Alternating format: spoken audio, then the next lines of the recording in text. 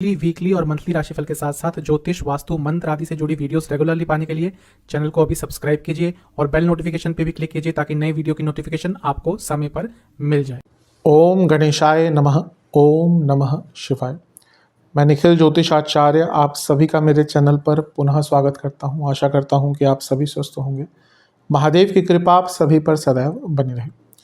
ये वीडियो कुंभ यानी कि एक्वेरियस के लिए बहुत विशेष है, क्योंकि वीडियो है 27 अक्टूबर से 7 दिसंबर 2025 इस कालखंड में होने वाले मंगल देवता के गोचर के बारे में। मंगल महाराज राशि बदल रहे हैं 27 अक्टूबर को। 10वें भाव में वृश्चिक में प्रवेश कर जाएंगे, 7 दिसंबर तक यहीं पर रहेंगे।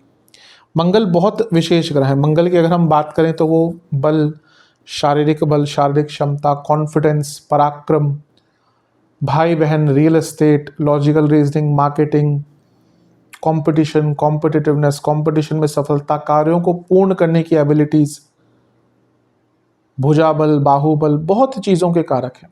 शनि बृहस्पति के बाद सबसे ज़्यादा कारकत्व अगर किसी ग्रह के पास है तो वो मंगल ही। यहाँ पर मंगल जब राशि बदल रहे हैं तो वो बुध के साथ भी रहेंगे, उनकी युति होगी, क्योंकि बुध यहाँ पे 24 को आ चुके थे और उन पर बृहस्पति की दृष्टि भी रहेगी जो उच्च के हैं। हाँ, ये दोनों ही ग्रह बुध और बृहस्पति नवंबर में वक्री हो जाएंगे, तो तब कुछ चीज़ें बदलेंगी, उसकी हम चर्चा करेंगे बाद में, प्रयास रहेगा मेरा। लेकिन यहाँ पे दोनों का जो प्रभाव है वो मंगल पर रहेगा। मंगल आपके लिए 10वें घर के स्वामी भी हैं, तीसरे घर के स्वामी भी हैं। मंगल की 3 दृष्टियाँ भी हैं, लग्न पर, चौथे पर और पंचम पर उनकी दृष्टियाँ पड़ेंगी। तो इन सब चीज़ों का बहुत इम्पैक्ट रहेगा और यही समझने का हमारा प्रयत्न रहेगा कि मंगल देवता का जो गोचर है ये हमारे जीवन पर क्या इम्पैक्ट डालेगा। यदि आपकी लग्न राशि या चंद्र राशि कुंभ है, दोनों ही गाइडेंस के इस राशिफल को देख सकते हैं। जहाँ से आपको ज़्यादा सूट और रिलेट करता है वहाँ से देखिए। व्यक्तिगत तौर पे मेरा मानना है लग्न से देखेंगे तो अच्छा है, इनकेस नहीं पता है तो चंद्र राशि से भी देख सकते हैं। कुछ उपाय भी बताऊंगा वीडियो के अंत में। मंगल देवता का ये गोचर अच्छा रहे, इसीलिए इस विवेचन का आरंभ हम मंगल देवता के एक मंत्र के साथ ही करेंगे। ओम धरणी गर्भ संभूतम विद्युत कांति समप्रभम कुमारम शक्ति हस्तम तम मंगलम प्रणमाम्यहम। शुरू करते हैं। 10वें घर के मंगल बहुत श्रेष्ठ बताए गए हैं। हर शास्त्र ने 10वें घर के मंगल को बहुत ज़्यादा शुभता देने वाला ग्रह बताया है। वो भले ही कुंडली के जो आपकी स्थायी कुंडली है वहाँ के मंगल की स्थिति हो या गोचरस्थ मंगल की स्थिति हो, और यहाँ पे तो जो मंगल आपके लिए आ रहे हैं वो स्वराशि के हैं, तो ये राजयोग भी बना रहे हैं क्योंकि केंद्र के स्वामी केंद्र में हैं, और पंच महापुरुष योग भी बना रहे हैं जिसको हम रोचक नाम से जानते हैं। तो बहुत ही ज़्यादा शुभकारी स्थिति में है मंगल, और मंगल यहाँ पर दिग्बली अवस्था में भी है। सभी के लिए, जिसके लिए भी मंगल 10वें घर में होते हैं, दिग्बली होते हैं। तो इसलिए यहाँ पर अगर हम देखें तो मंगल का जो प्रभाव है बहुत शुभ है। 10वें घर के मंगल प्रमोशंस के कारक बन जाते हैं। शास्त्र क्या कहते हैं, 10वें घर का मंगल व्यक्ति को राजा समान अधिकार देता है। तो आज के टाइम में हम देखें, यानी कि आपका अधिकार बढ़ेगा, अधिकार क्षेत्र बढ़ेगा, पावर बढ़ेगी, अथॉरिटी बढ़ेगी, जो बताता है कि आपको रिकॉग्निशन मिलेगी, आपको प्रमोशंस के आपके योग बहुत स्ट्रांग बन जाते हैं। 10वें घर के मंगल भी कहीं ना कहीं वाहन प्राप्ति के लिए, प्रॉपर्टी के लिए बहुत अच्छे होते हैं। कारण क्या है, एक तो चौथे घर को भी देखेंगे, प्रॉपर्टी के कारक हैं, और चौथे से सप्तम में बैठे हैं, और लग्न को भी देख रहे हैं। हम आएंगे, उन दृष्टियों पर भी आएंगे, लेकिन कारण बताने का प्रयास था मेरा कि क्यों 10वें घर के मंगल को प्रॉपर्टी के लिए, वाहन के लिए अच्छा माना जाता है। तो प्रॉपर्टी लेने के लिए, प्रॉपर्टी खरीदने के लिए, प्रॉपर्टी संबंधित कार्य पूर्ण करने के लिए अच्छा है। और क्योंकि मंगल बुध के साथ हैं तो कोई प्रॉपर्टी का लिखा पढ़ी का काम अटक रहा था, आपको रजिस्ट्री करानी थी, कुछ और चीज़ें करानी थी, ट्रांसफ़र कराना था, दुनिया भर के पेपर वर्क होते हैं प्रॉपर्टी के लिए, तो वो कार्य भी यहाँ पर पूर्ण हो सकता है। तो जैसे मैंने कहा 10वें घर के मंगल बहुत शुभ रिजल्ट देने वाले होते हैं। 10वें घर के मंगल व्यक्ति को कार्यशील, प्रयत्नशील और प्रभावशाली बनाते हैं। यानी कि आपकी कार्यों में भी पूर्णता रहेगी, कार्यों में प्रोडक्टिविटी रहेगी, और आपका जो प्रभाव है लोगों के ऊपर, चीज़ों के ऊपर बहुत शुभ रहेगा। 10वें घर के मंगल व्यक्ति के द्वारा शुभ कार्य करवाते हैं। इसका अर्थ यही है कि आपकी प्रोडक्टिविटी ओवरऑल जीवन में काफ़ी अच्छी रहेगी।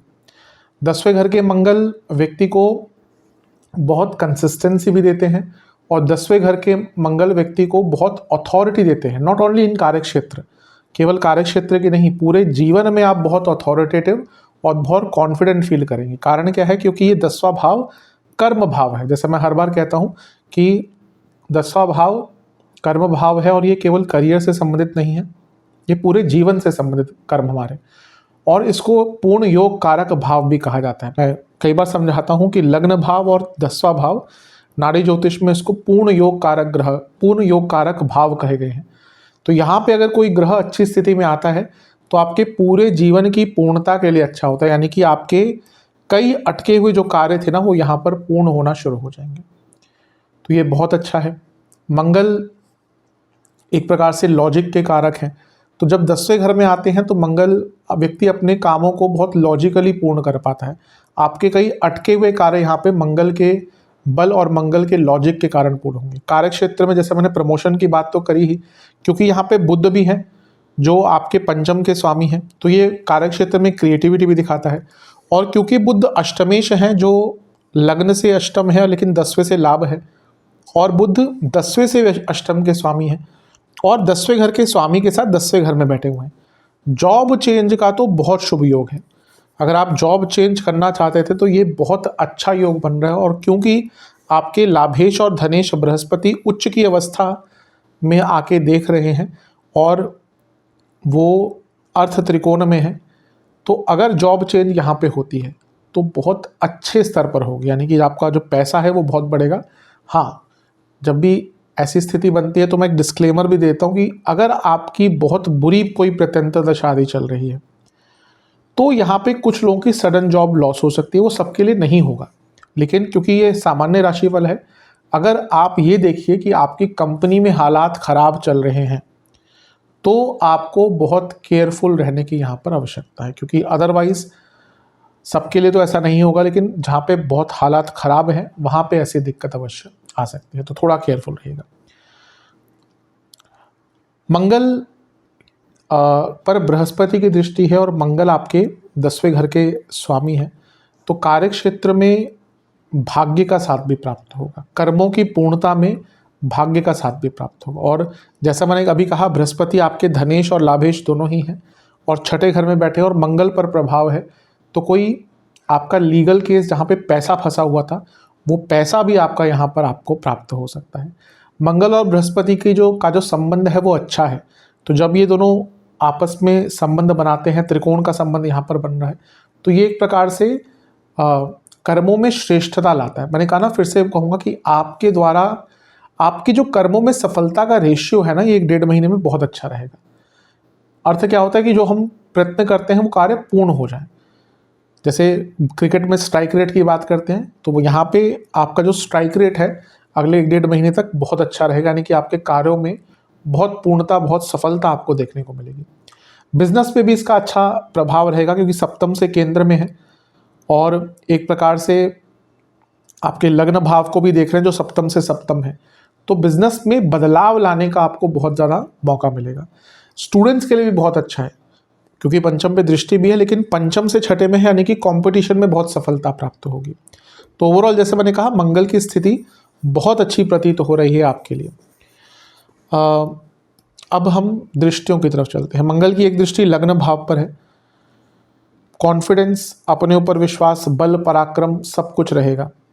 कोई भी कॉम्पिटिटिव एग्जाम है अच्छा करेंगे। प्रॉपर्टी के लिए बहुत अच्छा है। दुश्मनों को परास्त करने के लिए बहुत अच्छा है।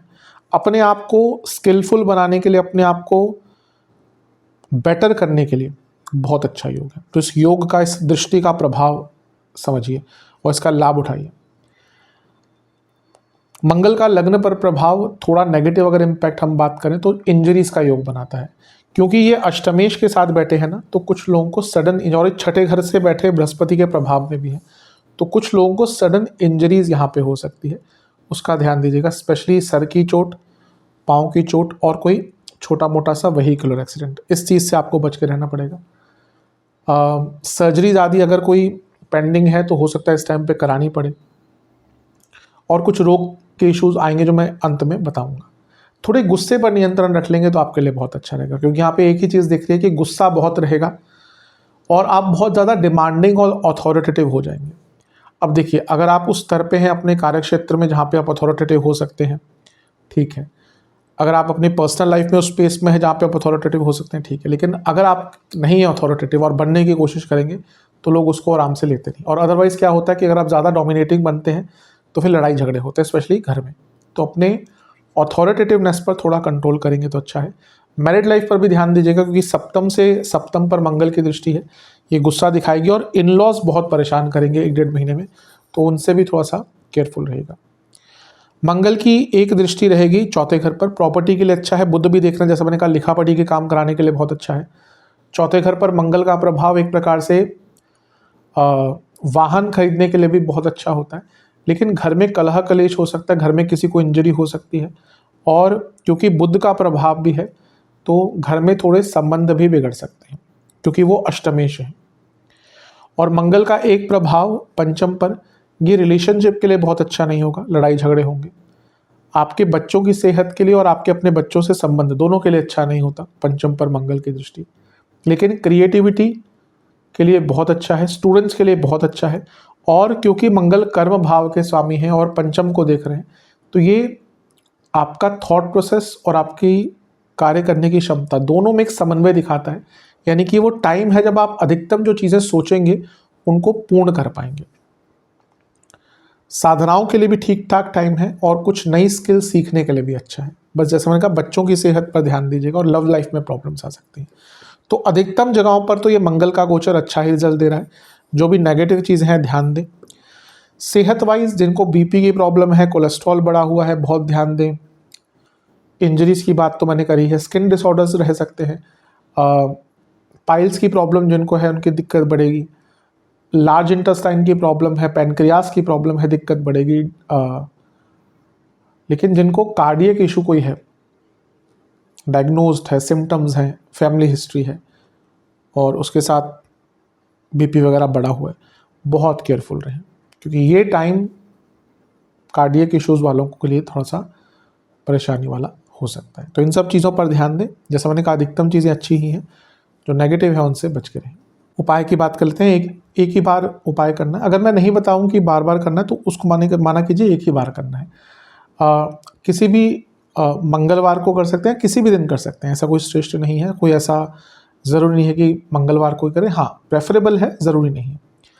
आपको बजरंगबली के सामने बैठना है, बेसन के लड्डुओं का भोग लगाना है, चमेली के तेल का दिया अर्पण करना है, ओम पवन पुत्राय नमः मंत्र का 108 बार जाप, हनुमान बाहुक का 2 बार पाठ और कुछ हनुमान चालीसा की पुस्तकों का दान करना है। शिवलिंग के सामने 2 सरसों के तेल के दिए, 2 घी के दिए अर्पण करके ओम रुद्राय नमः और महामृत्युंजय मंत्र दोनों का 108 बार जाप करना है। ये उपाय कर लेंगे तो अवश्य विशेष लाभ प्राप्त होगा। आशा करता हूँ कि वीडियो काम आएगा। चैनल पर नहीं है सब्सक्राइब कीजिए, वीडियो को लाइक कीजिए। मिलता हूँ अगली वीडियो में, तब तक के लिए ओम नमः शिवाय।